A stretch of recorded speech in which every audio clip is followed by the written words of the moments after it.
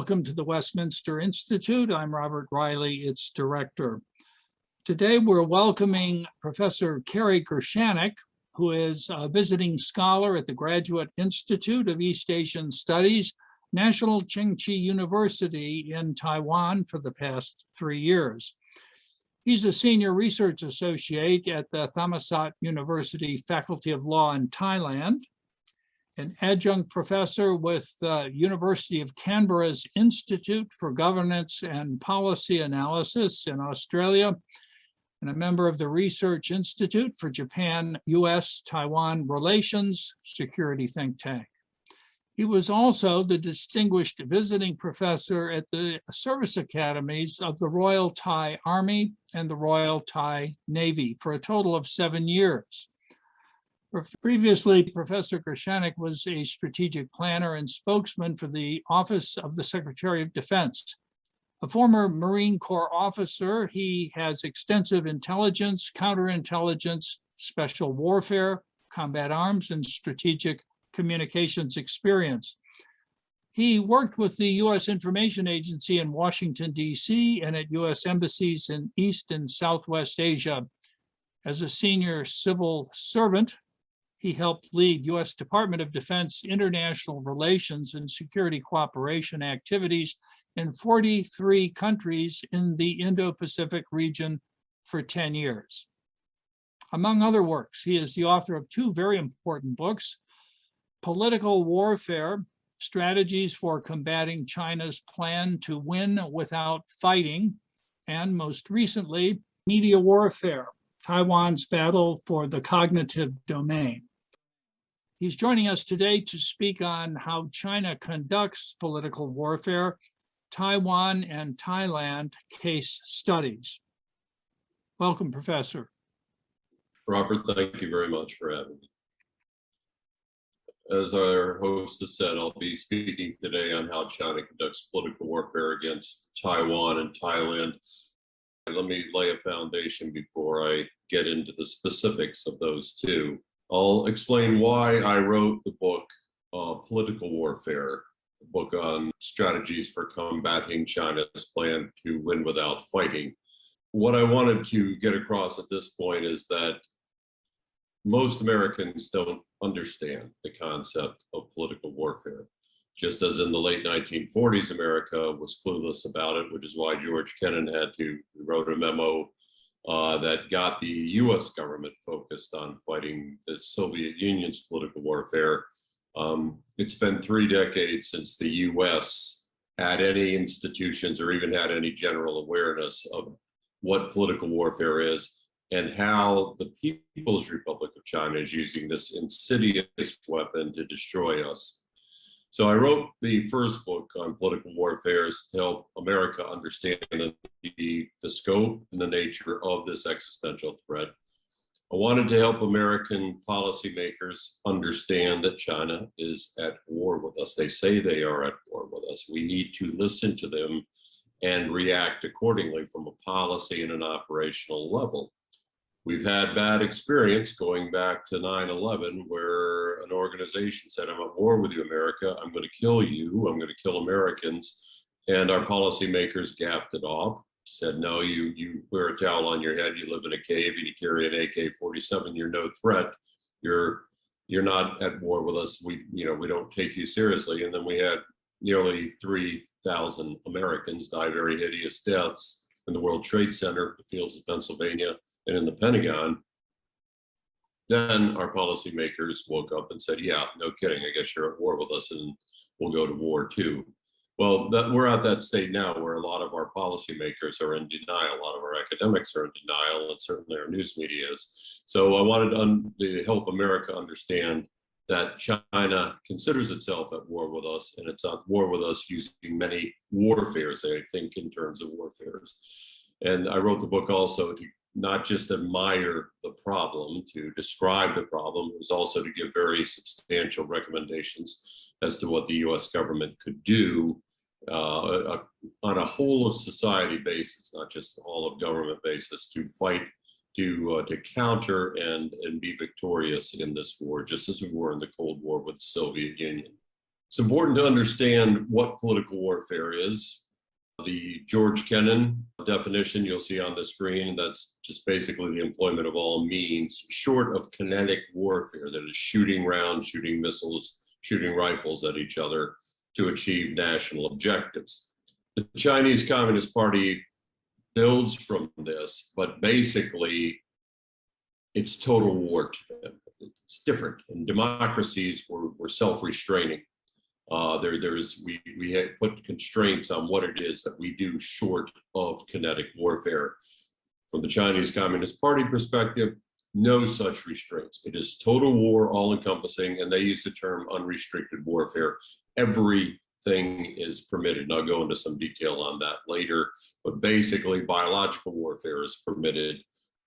Assassination is permitted. Hostage taking is permitted as a daily routine. And we saw this with the Huawei case, but many other times hostage taking is SOP for the Chinese Communist Party. So in an unrestricted warfare, there's 24 different warfares that China plans to use against us and other democracies. And I would say they're using them right now. The goals for PRC political warfare are laid out. Most academics I deal with are focused on, well, you know, all the poor CCP is trying to do is retain power. No, it's not all they're trying to do. Of course, they're trying to retain their power. It's a totalitarian regime. What totalitarian ruler, dictator would ever want to give up that power? Yes, that's basic. But they also want to achieve regional hegemony and global hegemony. And we lose sight of that, I think, too much in the circles that I talk to in the U.S. government, and again in academia and with many in the news media who are totally unfamiliar with the goals of the PRC. The guiding framework is not to win without fighting. They'll tell you that the Chinese, the agents basically of influence that I deal with will tell you that, yeah, it's a long struggle. We're prepared to fight. We just want to win short of going to kinetic war with you. The way you do it under the guiding framework is the communists are very good at this in China. They get you to think in such a way that you are doing what they want you to do without actually having to be told. Ambassador Kasikan from Singapore puts it very succinctly in this quote, saying the CCP wants you to think in such a way that you will, of your own volition, do what it wants you to do without you being told to do it. And you see that repeatedly in the news media. You see that repeatedly in many countries. We don't want to use the Reuters construct. We don't want to anger China. We don't want to irk China. We don't want to upset China. So let's just do this. Let's not take this step, or let's not support Taiwan, or let's just do whatever it is we think China wants us to do without them having to barge in like they do in Thailand, literally barge into the foreign minister's office and scream at the foreign minister because somebody in the foreign ministry did something China did not like. The objectives for China's political warfare are both internal and external. Again, internally, they want to not just retain unity, they want to build unity, they want to repress the Uyghurs, they want to repress any critics internally, they want to repress any dissent. They do it quite brutally. Tiananmen Square was just one of many massacres over the years. By some estimates, the Chinese Communist Party has killed 70 million Chinese, more than any other war has done, any other foreign power has done. And so that internal repression, political warfare is a key part of that. Political warfare also is very important in influencing foreign governments, international organizations like the United Nations, the World Health Organization, Greenpeace, other, the so-called environmental organizations. They've had a great influence on them to support, or at least not obstruct, China's goals and policies. Political warfare is a tool to divide enemies, to demoralize enemies, and to use the PRC term, disintegrate, which is basically, read that as destroy enemies and critics. So those are the objectives of political warfare. Next slide is a map that the PLA Navy, the People's Liberation Army Navy, uses to show what Chinese military thinks it has to overcome to achieve its regional hegemony and ultimately its global hegemony. They see the goal as breaking through what is called the island chains. Both the Chinese call it that and the West calls it that, Japan, the U.S. We call it the first island chain, second island chain. But basically, they want to use political warfare, not just military might, to break those island chains, which are quite effective in constraining, or have been quite effective, put it that way, since 1949, in constraining the People's Republic of China's expansionism beyond taking Tibet, beyond taking Mongolia, beyond taking East Turkestan, all these other areas that they've taken. The first and second island chains, until they've had a powerful navy, have been very effective in making sure that, at least from a maritime perspective, they have not been able to proceed with their expansionist objectives. The focus of China's political warfare is top-down driven. You do not see this in democracies. You don't see this in America. You don't see this Japan, you don't see this in England. You simply don't see the tremendous effort from the top down on our public diplomacy, on our information efforts worldwide. You do in China.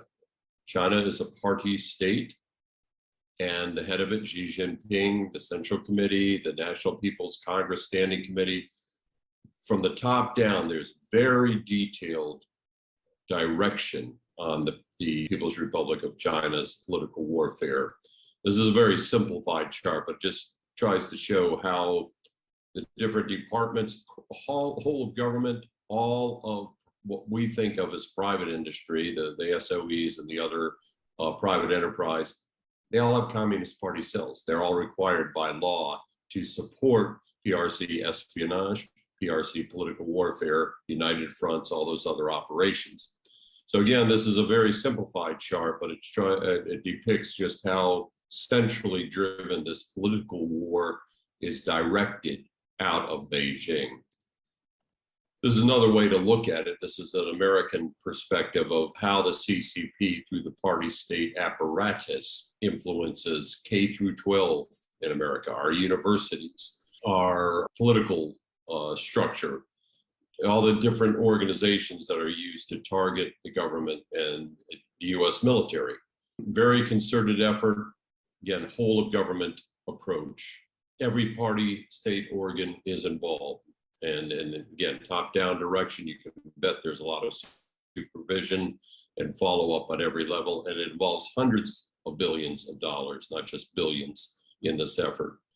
Different strategies, and this isn't all encompassing, but just some of the major strategies that the PRC uses to conduct political warfare against us, to destroy us. United fronts, getting together with other organizations that aren't necessarily communist, that aren't necessarily pro-PRC, but finding common ground with those organizations against the common enemy.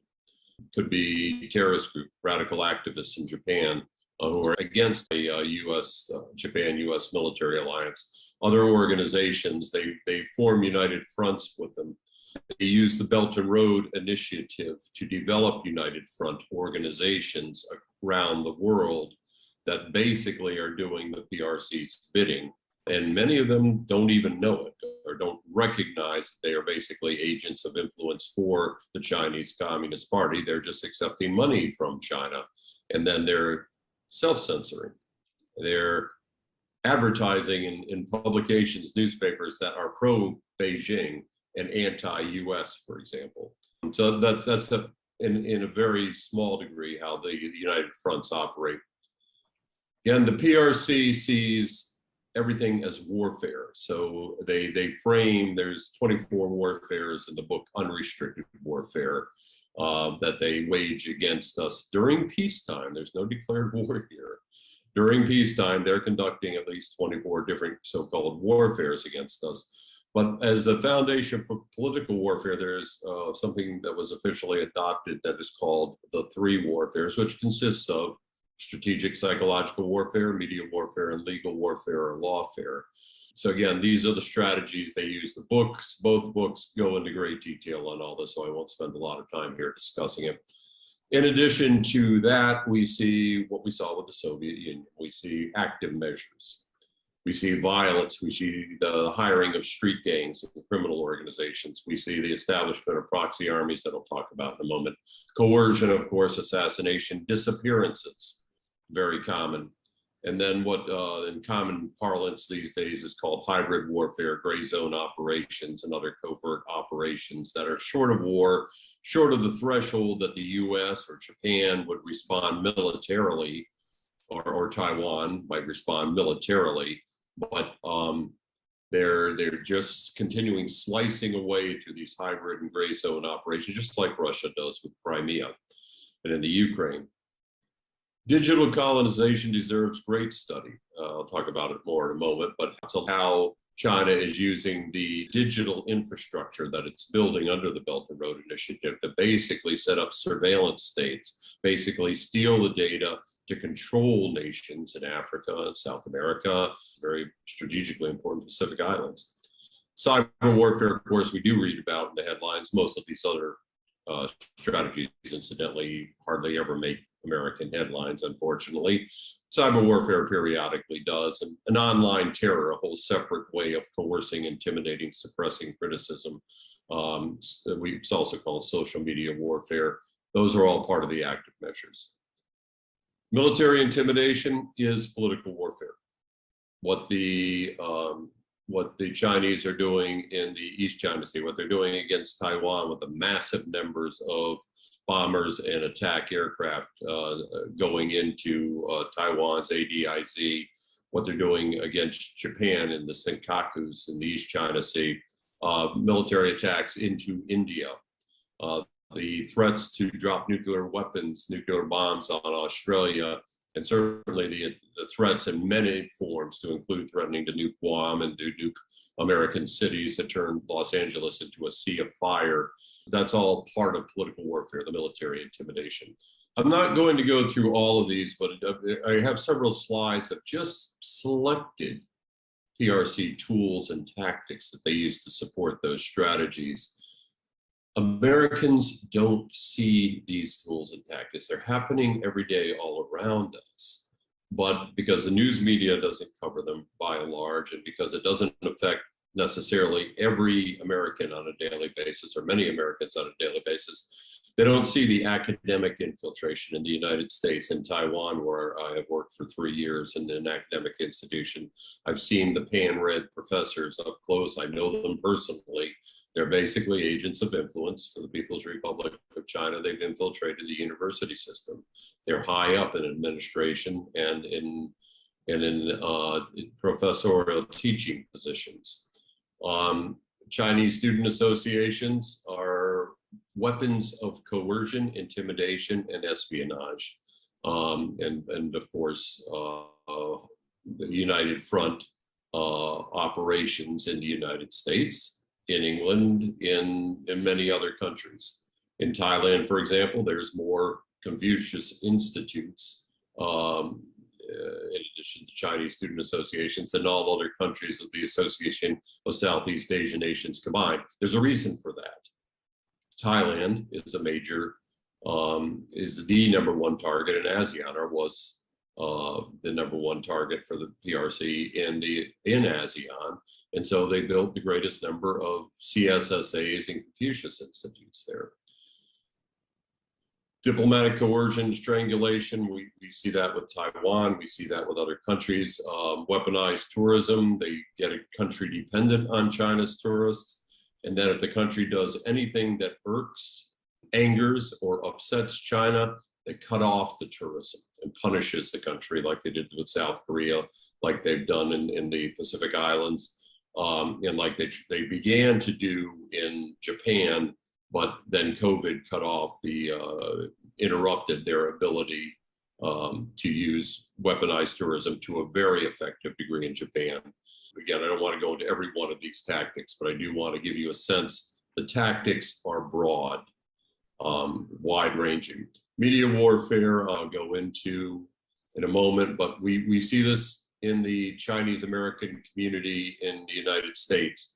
Almost every publication in the diaspora, the Chinese diaspora in America, every Chinese language publication now is under the control of the PRC, either directly or indirectly through funding, through grants. Same thing in Taiwan.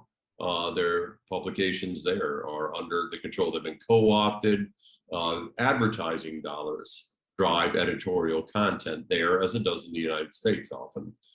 Indoctrination, maybe a new term for many of you. It's basically using movies like the Wolf Warrior series of movies out of China, but also video games made in China. China, TikTok, Tencent, they make a lot of video games. And in the video games, they indoctrinate children. Video games aimed at children. Indoctrination, simple example, you're taught as a child using a Chinese sanctioned video game that Taiwan is part of China. It has always been part of China since ancient times. Tibet is part of China, has always been part of China since ancient times. You get the point. Subtle and not so subtle indoctrination through entertainment means. Again, some of these are self-explanatory, some need greater study, but again, I recommend you buy my books or get my books. One is free, the other you have to pay for. United Fronts, we do have some exposés about them in American media. This Newsweek article, I applaud Newsweek for this. A lot of other news media just don't think it's a story, it's not important. But basically, as I said before, this is a major means that the PRC uses worldwide to co-opt, to coerce, to persuade others to support China. Why would people willingly support an expansionist, brutally repressive, arguably fascist, certainly inarguably genocidal totalitarian country? It's because they build united fronts with businesses and businessmen make money off it. It's because ideologically, some on in our college campuses, some in other organizations kind of like the idea of the Chinese Communist Party and kind of like the idea of a totalitarian regime. One way or the other, they win you over, the BRI countries. Oh, we're going to invest, we're going to build those railroads you've never been able to build for the past 100 years. We're going to build that port, Sri Lanka. And even though you'll never be able to repay us and we'll take control of that port for 99 years, somehow you're going to make out on this deal. How will you make out? Your elites will be bribed. They'll be able to retire in a different country with the millions that they made. And then the average citizen will be left with China owning your port, owning that airfield, owning large tracts of your land alongside the railroad they built. And your people will pay, or the people that the elites abandoned will pay the price of these BRI contracts for years. But again, that's how they build united fronts, one of them, or some of the many ways that the PRC builds united fronts globally. Before I talk about media warfare, I'll talk a little bit, as I did earlier, why did I write the media warfare book? Media warfare is one of the three warfares. I wanted to write a book that would take what we call a deep dive into one of those three warfares to show how complex it is, to show how insidious it is, of course. But to go into great detail, so you're not, the average person, and these books are written for laymen, not necessarily scholars who worked all their lives in this field. It's written so the average American can understand the book. It goes into great detail of all the means that the PRC uses to employ the media to achieve its political warfare objectives. Focused it on Taiwan because Taiwan's the #1 country on the Chinese Communist Party's hit parade. Taiwan is the place where they try many of their political warfare strategies, tactics, techniques, procedures. So it's a canary in the coal mine, to use a hackneyed cliche, but nonetheless, it's used often. What they do in Taiwan, eventually they're going to do against the Solomon Islands. They're going to eventually do that against Japan. They're going to eventually do it against other countries. So doing a case study of media warfare against Taiwan is a good place to start.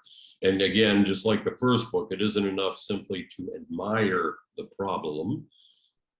I gave very sound recommendations for Taiwan and other countries. every other country is under similar attack. The idea was, here's recommendations you can take and effectively employ to at least begin to detect, to deter, to counter and defeat this insidious type of warfare against you. The mechanisms that the Chinese Communist Party has set up internally and globally are powerful for conducting media warfare. They've set up some mega billion dollar organizations, platforms, media networks, or they call them flagship media organizations, to send out propaganda worldwide. And we have Americans, I know, well-educated, well-positioned in the government or academia, say, oh, well, I'm way too smart to fall for PRC propaganda. Well, you may or may not be, actually, because what they do is they don't necessarily, they'll broadcast their propaganda through these platforms, but what they're doing is they're buying Thai newspapers. And the Thai newspapers run the Xinhua releases as if they're written in Thailand, because China gives it to them written in Thai. In Zimbabwe, in Brazil, in other countries around the world, these powerfully resourced organizations are providing basically press releases in the native language that's being run by organizations, news organizations in those countries, those target countries. And they're running it like it's their own staff that wrote it. It's PRC propaganda. And they're running it verbatim in many cases. It's a clear win for the PRC when you do this. So again, my colleagues and associates who say, oh no, I'm way too smart. I always see through when Xinhua or CCTV runs it, I know it's propaganda. Well, you don't know it if you're being bombarded by hundreds of other countries where it's being run, and you're being bombarded in your own country by a trusted news organization from your own country that's running this as news without knowing that it is Chinese Communist Party propaganda. They're buying journalists. Many journalists are brought over to China every year, all expense paid, nice hotels, nice lodging, given grand tour of China, given booze, given girls, given guys, whatever they want. And then they go back, and of course, and they're very reliable agents of influence for the PRC in the future. They also buy, again, individual news publications or broadcast stations, and then whole networks. Business, example out of Thailand is representative worldwide. The Sino-Thais with close connections to the PRC run most of, they're the most powerful business people in Thailand. So when you have your businesses choose to invest their advertising dollars, they will choose to invest it in publications that show that they're reliably subservient to the PRC's narrative. They won't, if you're criticizing China, you will not get those advertising dollars. So that's the Maoist approach, and this is a term they use. They use business to surround the media. And it's very effective. It works in the United States as well to silence people. And then there's censorship, coercion, violence. I used to write for a publication called Asia Times out of Hong Kong. And even back then, before the crackdown in Hong Kong, if they wrote something, maybe I wrote, that was critical of China, if they published that at night, they would come out, they would find their tires slashed and their cars, their windshield smashed. Their children would be followed to school by thuggish looking people who, and they'd let them know, here's pictures of little Johnny and little Linda on their way to private school this morning, just to let the people working at the publication know, you better toe our line. Gets worse than that, though. Matt Pottinger, former deputy national security advisor, before he was there, he was the head of the Wall Street Journal in Beijing. His sources would not just get beaten up, they'd be killed. Matt was personally attacked. Room was broken in all the time. Again, this is part of the PRC's media warfare. That's why I emphasize violence and coercion.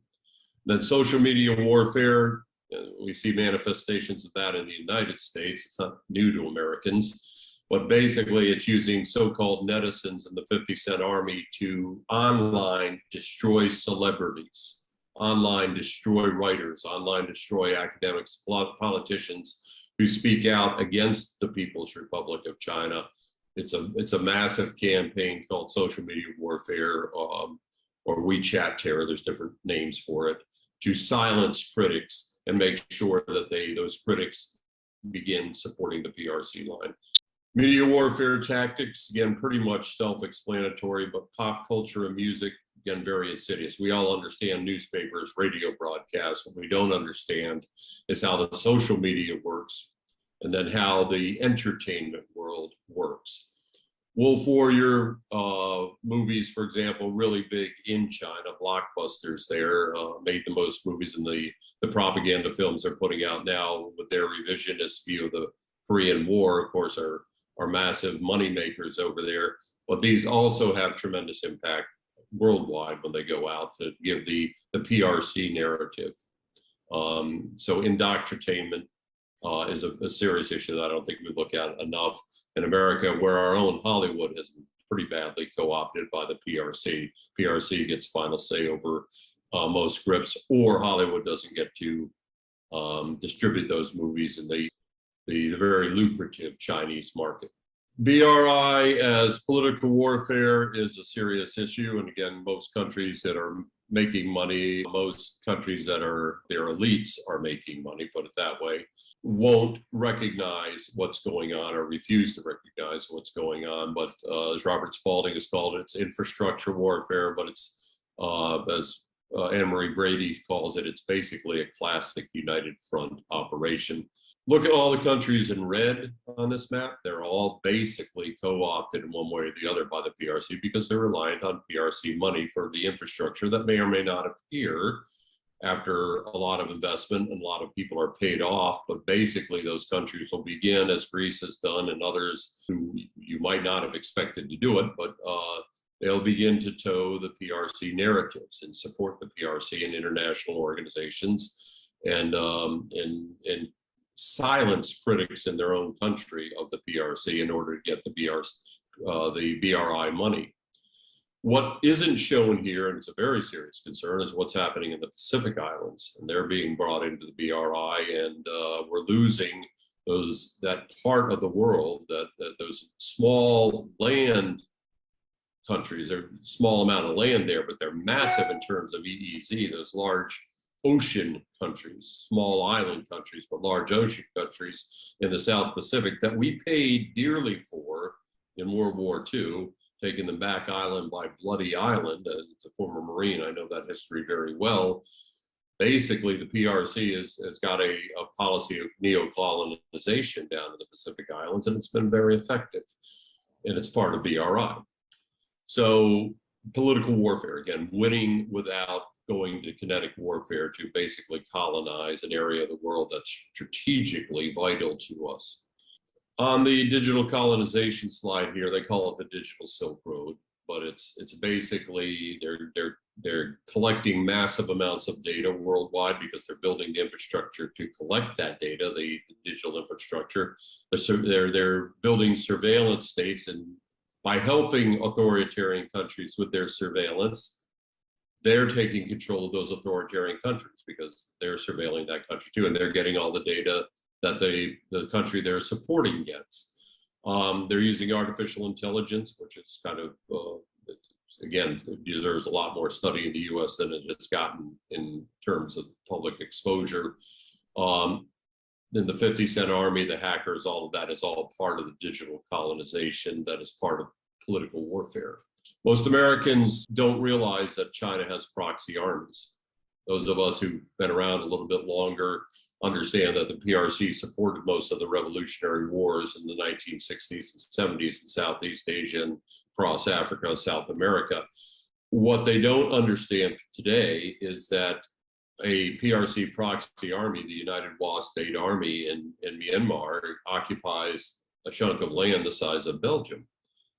The Myanmar government, even before the coup, the Myanmar government couldn't make a decision without the United Wa State Army being involved in it. And basically the UWSA was acting as a proxy for the PRC. And that was just one of many, many ethnic armies in Myanmar. But look to more proxy armies, look to more security organizations of retired or former PRC commandos, PRC special operations folks, just like Blackwater, but worse than Blackwater because it's working for a totalitarian regime with no accountability. But again, part of political warfare. Very briefly, it's always important to ask how countries responded to PRC political warfare.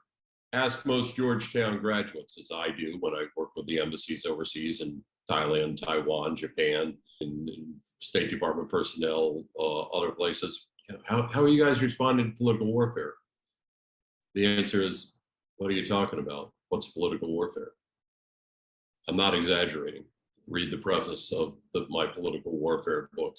I name names and have the references to support. They don't understand what's going on. They're not taught it at Georgetown. They're not taught it at the war colleges. They're not taught it at command and staff colleges. They stopped teaching it about 30 years ago when the Berlin Wall went down. So in America, we don't understand it. Most other countries don't understand what's happening all around them in their own countries. Authoritarian governments, they like the political warfare because it helps them stay in power.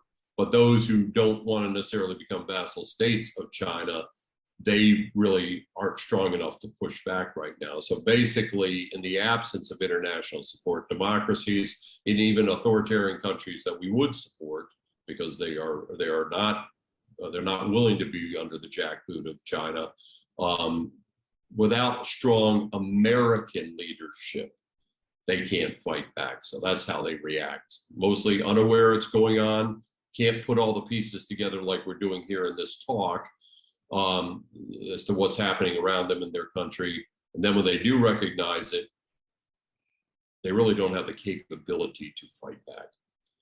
And the PRC is well aware, though, that there is growing recognition, and they're infiltrating organizations that are exposing them.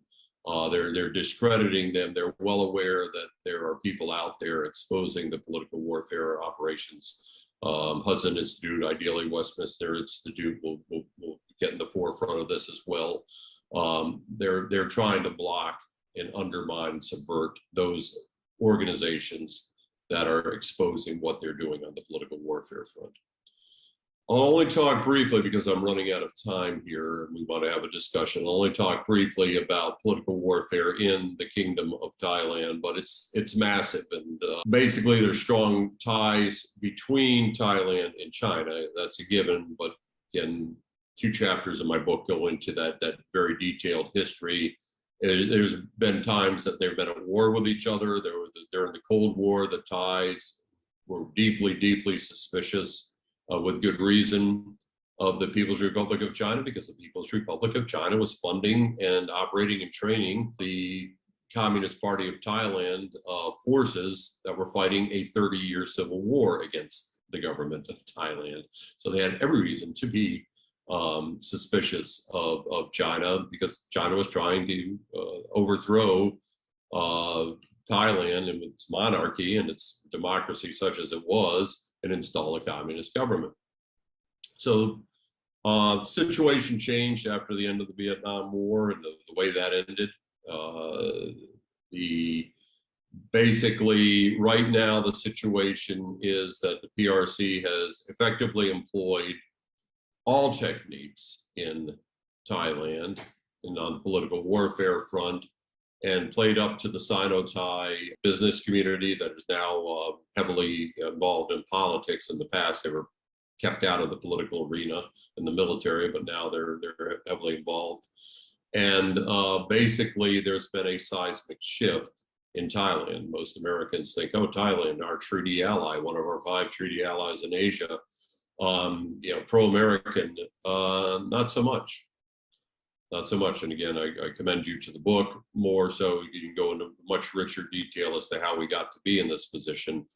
But the pendulum has swung very much in Beijing's favor and very much away from the United States. And a fair amount of that is due to the fault of the United States, inept statesmanship, inept policies, but a fair amount of the blame lies with Thailand's politicians, military, and basically a very concerted effort by the PRC to win over Thailand to more towards its side. This is the PRC goal. You always look at, you do analysis of countries. There's a systematic counterintelligence and strategic communication methodology you use to assess it. And you look at the goals and the strategies, objectives, all that. So basically the goal is that the PRC's political warfare is that the Royal Thai government becomes compliant, reliable, basically a supportive, and they use this term, ally. Well, I hear at the military academies, and I hear from others in the armed forces, China is our ally. That should be horrifying to Americans, because Thailand was our treaty ally, and they don't think of us so much that way anymore. Like, again, there's history there. They saw what happened in 2012 when the United States government basically abandoned the Philippines at Scarborough Shoal, and they realized that America could do the same thing to Thailand. There's a history here as to why we got to this point, but the Thais consider China to be their ally. Not every Thai, but key people do, and they use that term. Again, I won't go into all of these strategies, but they're pretty standard. They've just done it very well in Thailand.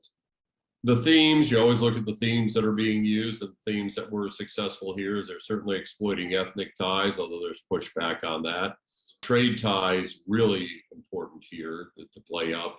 The media warfare, it's very successful in Thai media. Social media, I see a fair amount of pushback against China, but in the regular media, you don't see much pushback at all. And again, some are quoting verbatim PRC propaganda that is handed to them, basically. The Royal Thai government is being encouraged to continue the more authoritarian aspects that it's employed here, even though it's an elected government. It's encouraged by China to resist democracy. And there's laws here that are very draconian in terms of free speech, what you can say, what you can't say, what you can be arrested for, what you can be sued for. And again, this is very, very strongly encouraged by China to repress those freedoms that we take for granted here in Thailand. This is what China hopes to get from its political warfare operations in Thailand. It's basically Thailand acts as the PRC's enforcer and protector. They don't necessarily want Thailand as a vassal state. They just want Thailand not to oppose it and to support it whenever it can. They're building on the military side. They're selling submarines to Thailand. They're going to be assigning PLA Navy personnel to ports that Americans use. Basically, they've been pretty successful in achieving these outcomes. The alliance is not what we think it is. What the Thai-U.S. alliance is no longer what some Americans have historically thought it was. It's not split completely. There's going back and forth a bit, and even within the Thai government as to how close they should get to China. But under the right circumstances, and I'll talk about that a little bit briefly, that alliance could be split completely and abrogated. Again, the impact, a seismic shift, most Americans don't recognize. And the environment for freedom in Thailand is not good now, and that is supported by the PRC through its various political warfare means. Taiwan is the goal there. It's number one, as I told you, on the PRC's hit parade. Their goal is to demoralize and disintegrate the country internally so they don't have to invade. The history there is well known. They've been the Chinese Communist Party has been at war with the nationalists, or KMT, for 100 years now. Political warfare has been key to that. But now it's not the KMT in power anymore. Taiwan is a vibrant democracy, and Taiwan presents an existential threat to the CCP because it proves to the world that Chinese people do not need a brutal totalitarian dictatorship to control them. Chinese people can thrive in a democracy. So Xi Jinping is increasingly threatening military force, and that's been a very hot topic in the news media lately, as it should be. The goal is what Xi calls the China dream and the Great rejuvenation. The narrative that we should not buy into is that they're reunifying with Taiwan. Taiwan is not part of China, has not been since ancient times, but that's the narrative, and a lot of Americans buy into that because they don't, they buy into PRC media warfare, or they've accepted it without knowing the real history.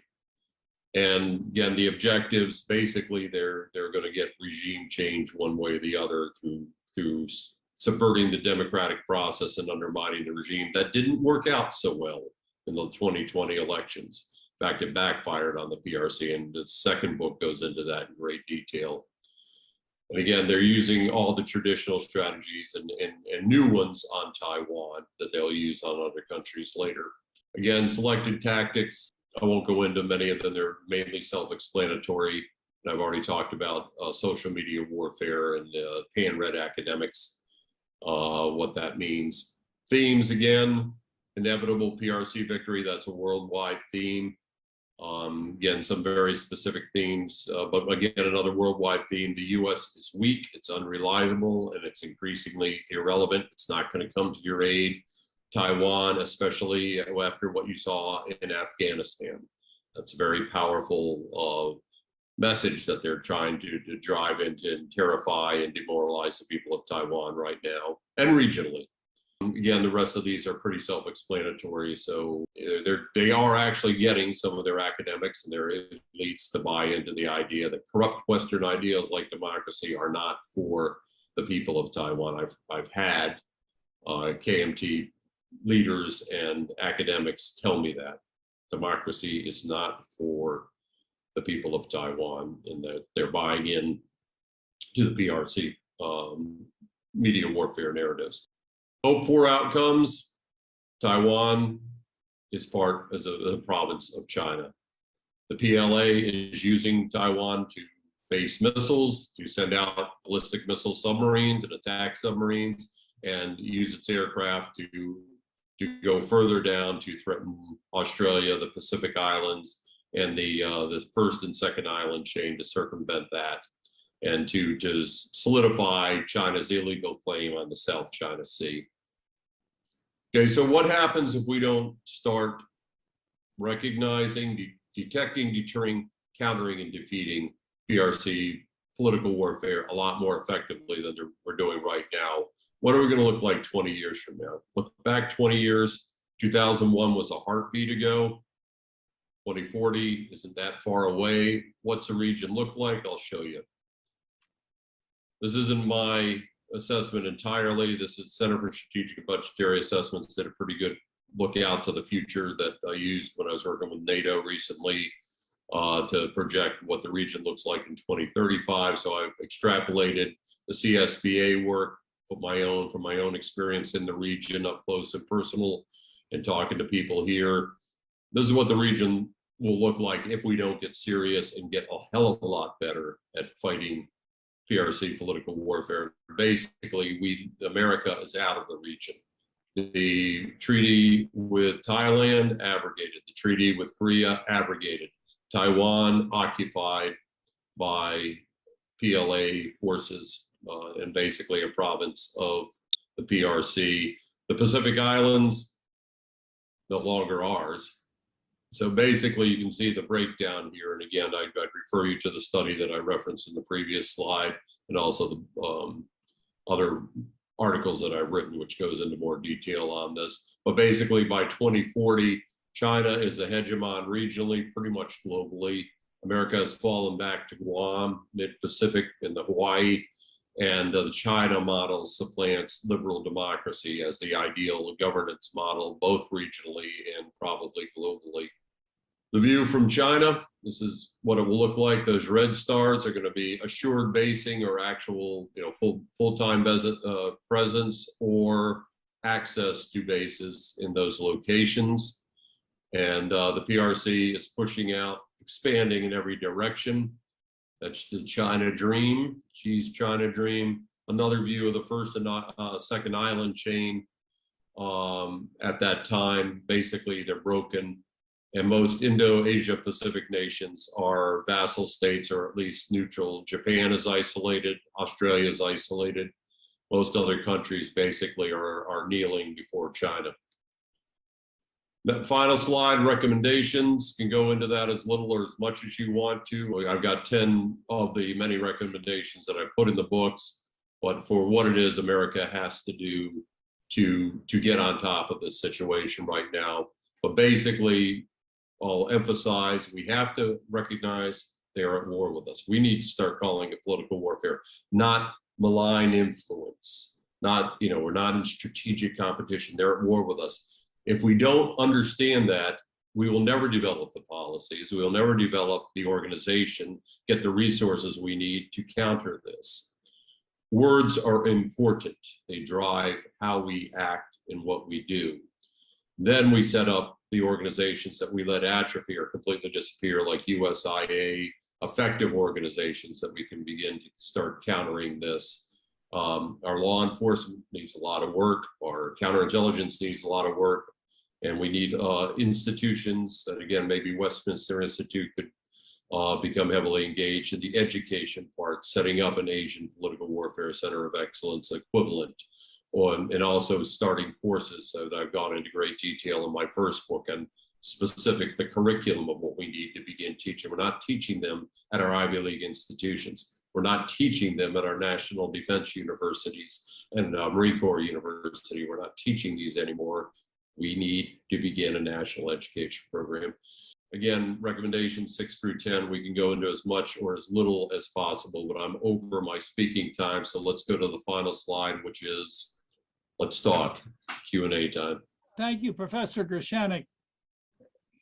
In a way, the United States has a lot to be thankful for to China because of its behavior in Hong Kong and its aggressive behavior elsewhere, and the rather forthright way in which Xi Jinping speaks about his objectives and how he's going to reach them, that there is a bipartisan consensus within the United States and within the United States Congress that China really is a threat about which we have to get ourselves organized to face. Your tremendous experience in Asia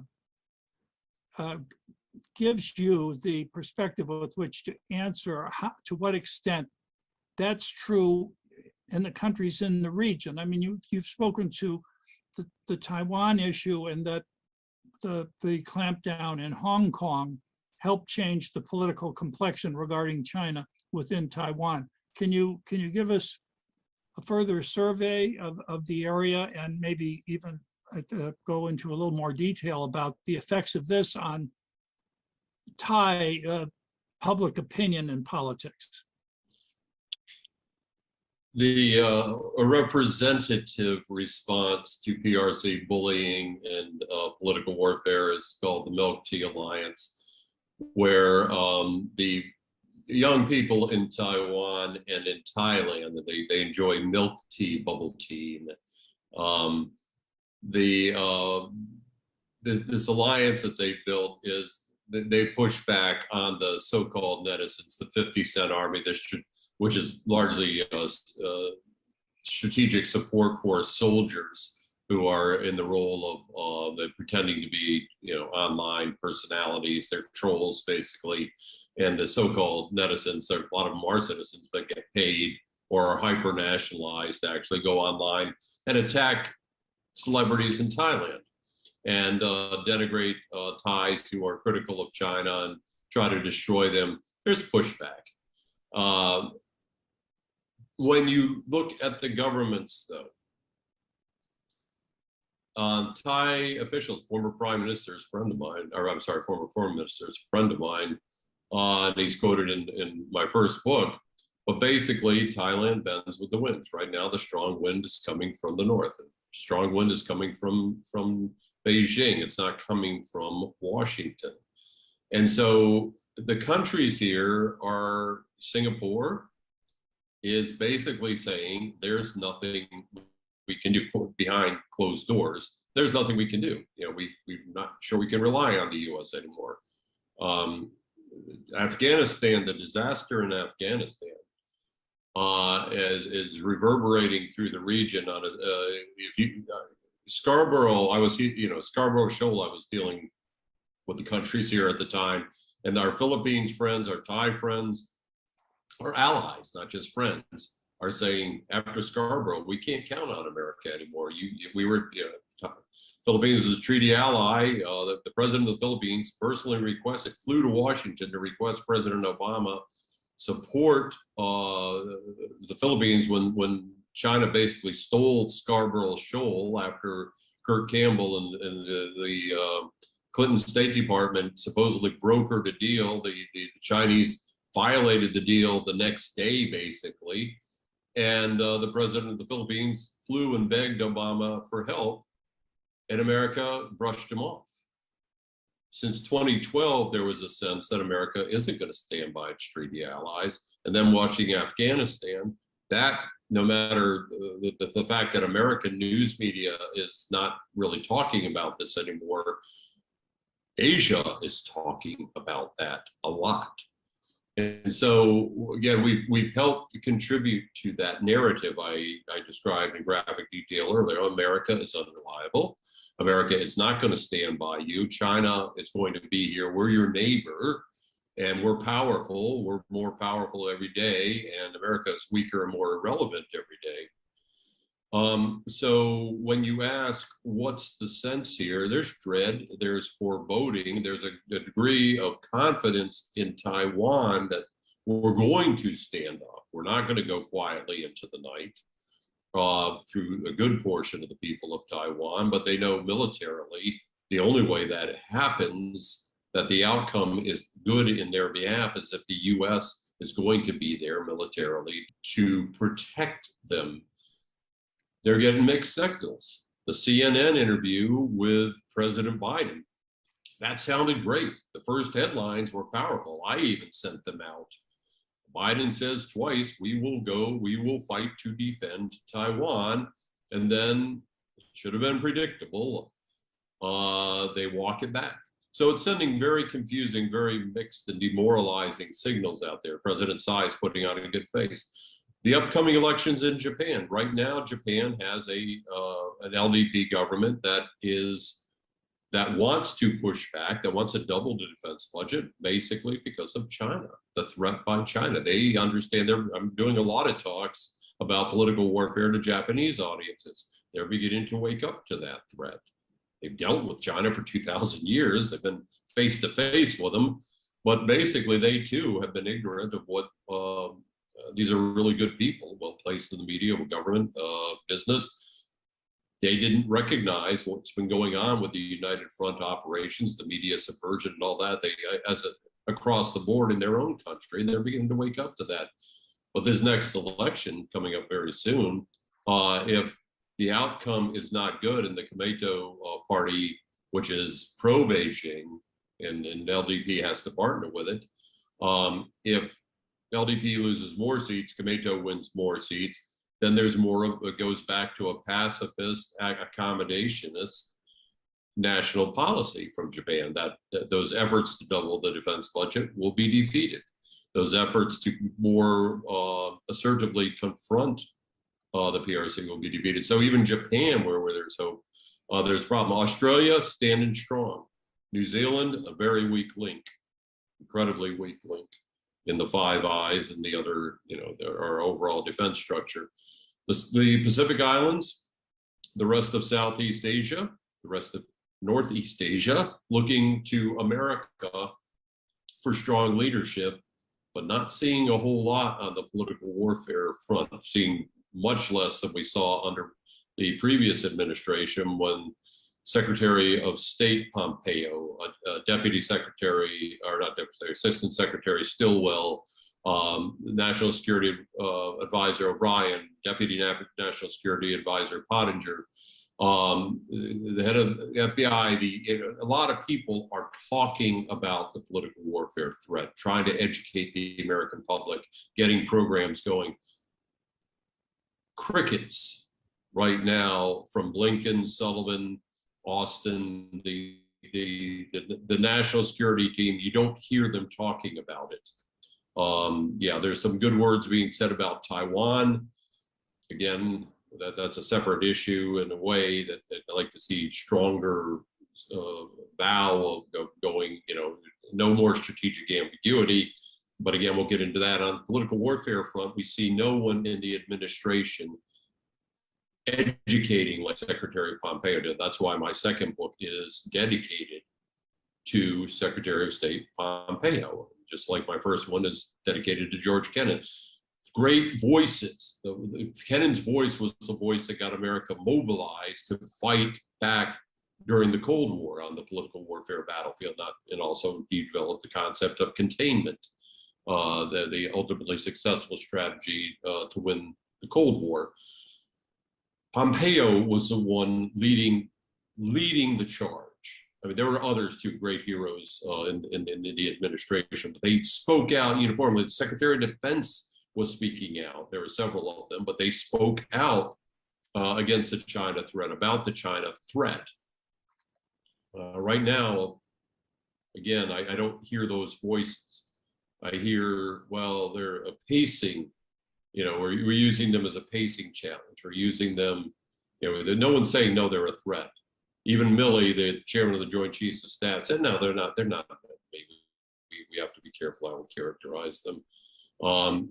If you're not saying the right words, if you don't recognize they're at war, it gets back to my opening statement, they're at war with us. If you don't recognize that and you don't mobilize your executive branch, President Biden, to coherently across the board deal with the threat, we're going to be fragmented and we're going to be defeated. So yes, I'll reinforce some of the pessimism you said that you felt after my talk earlier. Unless we reverse things rather rapidly, I don't see a good outcome here.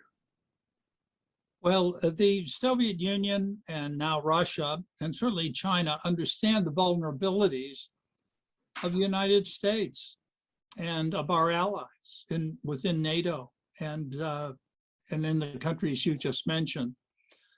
And they exploit them brilliantly, and they divide and they weaken and they dissolve.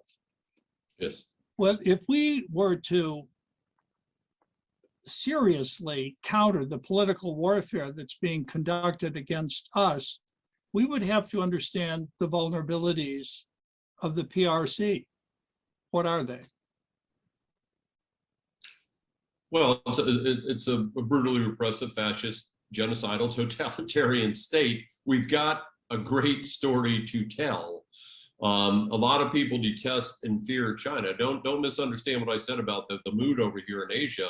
It's what are you going to do when the bully is is right next door to you on the playground with you? America is a minimum 3,000 miles away. It has not shown stellar leadership, or in fact, it's shown great ineptitude regarding Afghanistan, a 20-year war that we fought, an effort that we left. We were routed. It was worse than Dunkirk. It was a rout where we left many behind the lines afterwards. Now the number seems to be 500, but maybe more.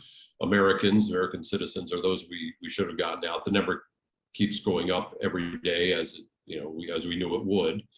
But if I may, I understand, and you spoke eloquently to those points. I mean, inside China. Inside China, how do we? In other words, you are a veteran of the U.S. Information Agency and U.S. Information Service, as was I, and there were strategies within that institution when it existed, how to counter the disinformation and also to create problems within the societies that were supplying it by speaking directly to the people there and conducting other kinds of operations. And certainly part of the truth was exactly what you have said about China, the totalitarian, repressive, brutal regimes, et cetera, based on a lie. But how would we reach within China to give them something to worry about? The way in which they in which they are giving us something to worry about within the United States, the way in which Russia gave Spain something to worry about, because I learned how active they were in the Catalan splittist movement. Not that they were pro-Catalan, they just wanted to see a NATO member divided within itself. Do you see what I'm trying to get at? So you do, incidentally, I worked with USIA, I was not an employee of it. A strategic communications plan. I mean, it gets back to having a policy regarding China to begin with, which we don't seem to have. And then a strategic campaign plan would call for elements like going after internal messaging, would go after the money that the princes, the princelings, and the those in power are getting through corruption. You would highlight, you would create those divides in a country where it's a lot harder now with the Great Firewall and all the massive repression. They can't seem to find all those drug dealers that are sending the fentanyl that's killing a minimum of 20,000 Americans and arguably much more every year. They can't seem to find them in China. But if you are Chinese and you tweet or use Weibo to put out a tweet, the equivalent of a tweet that says Xi Jinping sucks rotten eggs, within 30 seconds you're going to have someone kicking in your front door because they can find you, and you'll be off to one of their concentration camps very quickly. So it's hard, but we can get that messaging out. We have overseas diaspora with Chinese language publications that we can get back into the business of controlling and getting free publications that aren't under the thumb of the PRC. But again, there's many themes we can exploit within China to show the corruption, to show the brutality, to highlight Tiananmen. Tiananmen Square is erased from the national consciousness within China. The lengths they go to, again, highlighted in my second book, the lengths they go to repress any, even the use of Lego tanks, the pictures of Lego tanks or rubber ducks around the time of the Tiananmen Square massacre in early June, they're all censored.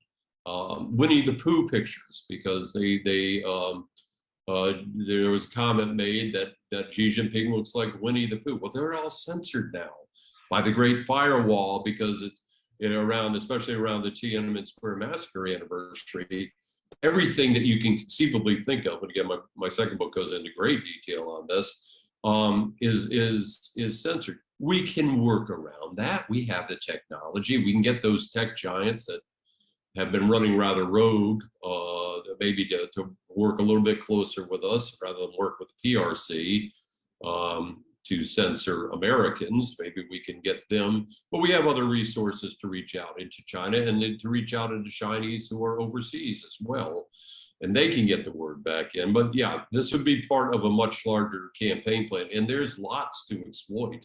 The corruption, the waste, the empty cities that they built, the brand new gleaming cities, the Potemkin villages, organ harvesting, all the other proven egregious crimes against humanity that are going on in there. The Chinese people, by and large, don't know about it. We have ways of showing the difference of the disparity of wealth over there.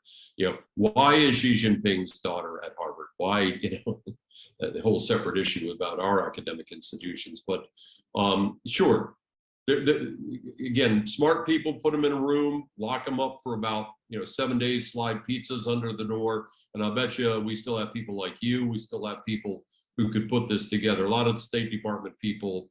I've spoken at the Foreign Service Institute, talked to their people who teach the public affairs folks, the folks who should be the strategic communication leads for the State Department. They didn't understand what the term political warfare meant, the faculty. So of course, no one's teaching that, and they don't think about it. I've talked to ambassadors in Asia, in Thailand, the chargé d'affaires, who don't see it as a threat at all. We're all around them. with the U.S. ambassadors tweeting out pictures of the shoes she's wearing today and what she's having for lunch.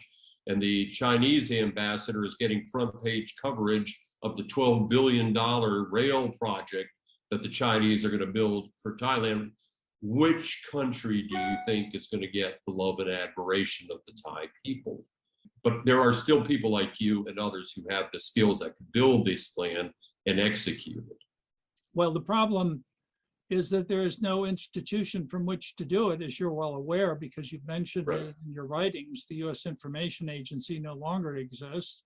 Secretary Pompeo was certainly trying to do what he could from the State Department, but as I'm sure you've learned in your contact with foreign service officers, their job's diplomacy, not public diplomacy, and they'll take job one rather than job two. So it's not the natural place for that public diplomacy mission to be carried out.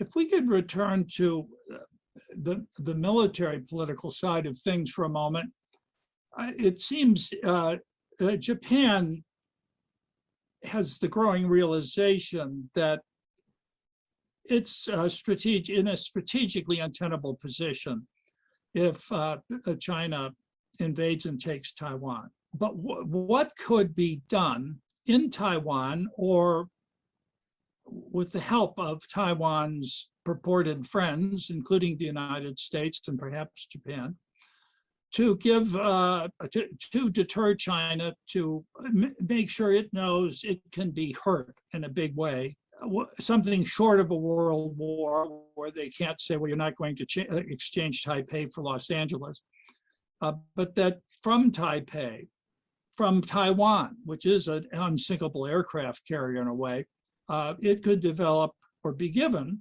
the capacities to make sure China knows it could be hurt in a serious way if they invade. A lot of looked at that pretty closely, and a lot of good people are looking at that. The missiles that can take out not just the amphibious assault ships, but it's the roll-on, roll-off ships, the ro-ro ships, the entire commercial fleet in China by law really belongs to the People's Liberation Army. I mean, in effect, it's all the what we call Civil Reserve Air Fleet. There's a small number of civilian aircraft that we rely on here in the United States, but in China, almost all of it is made to carry paratroopers, their air fleet, and their ro-ro ships and all of that. Those can be used in a rapidly put together amphibious assault attempt against Taiwan. The key right now, because the sense of urgency that Xi Jinping is conveying, it wasn't that long ago that he said he gave the PLA until 2020 to be ready to invade Taiwan, and now he's increasingly threatening to actually invade Taiwan because they're seeing that since Hong Kong especially, Taiwan is pushing back hard on the political warfare, or they're pushing back, but not as strong as they could be. So the military threat is very real, and I don't like seeing articles and people who just dismiss it, people who are not qualified to dismiss it because they say, well, they don't have enough amphibious assault ships. They don't need enough. They just need enough to do a certain part of it, but the rest of it could be merchant ships if the ro-ros aren't being sunk. So get them the missiles to sink the ro-ros. Get them the capability quickly that they can put at risk the airfields that they've been enhancing. At least 3 major airfields are being enhanced now as you and I speak, to stage and rearm, forward air refuel, et cetera, all the aircraft that might be needed to attack Taiwan within very close, across the strait from Taiwan. The staging areas, and again, won't go into all the scenarios where maybe they have an exercise where I'd see, and then they just turn from the exercise and conduct the assault. Well, that's harder to defeat, but you can at least take out staging areas. given the missiles to do that. And they're working on that. They've got some good missiles now. And then the anti-air capability, because now you're talking that they do have an aircraft carrier, and you can, they're going to have several more fairly soon, and they can now, they don't just circumnavigate the island, you can attack 360 now. It didn't used to be the threat, Robert. It used to be basically everything was going to be coming in pretty directly across the strait. Now, if you got the amphibious assault ships that the 071s and the 075s that can carry a lot of helicopters and launch 7 or so simultaneously, and you got a lot of PLA Marines and PLA amphibious assault Army troops inserted by helicopter. Now they're coming in from the east side. So give them the missiles to take that out, because they're never going to have enough well-trained forces. In longer term, something that we've been pounding on the table since the last major assessments that I did almost 15 years ago, 16 years ago, of the Taiwan Armed Forces, were we need to get them training on a much larger scale in Hawaii, in the deserts of California, at 29 Palms and at Fort Irwin, in larger size units. We've done some small size units, but we haven't done them much. And the small numbers that President Tsai publicly acknowledged, small numbers of soft forces, special ops, and Marine Corps special ops reconnaissance folks that we've had in there training, that's not enough. It's good, it's full time, that has an effect, that has morale alone is important. That if someone's with us side by side, Americans are here side by side full time, instead of we send someone to a school for 6 months, person comes back and is basically ostracized because you're thinking too American. No, now you have that continuous face-to-face working together, but we need to do that with larger units, do combined armed live fire training, which they do not do in Taiwan. So to make the military force credible, we need to do a lot better training and better, we're helping with the weapons, but the missiles that will take out the attack, that will put at risk the vessels, the aircraft, and the departure airfields, the attack airfields, and the ports and the staging areas. That's going to give pause. And then the massive, we have to make sure, again, by saying America will respond, you're going to get overwhelming firepower coming at you, China, when America, within hours, begins deploying forces out of Japan, from carriers, from strategic forces out of the airlift out of the U.S., and then you're going to pay a price from which you will never recover economically. I mean, it's not just kinetic. It's not just putting rounds on target. It's we're going to take you down economically. Every account you have in the United States, every you want to be in the World Trade Organization, we're going to make sure you're not anymore. You're going to pay a fatal price politically and economically for doing this. But we got to make that clear.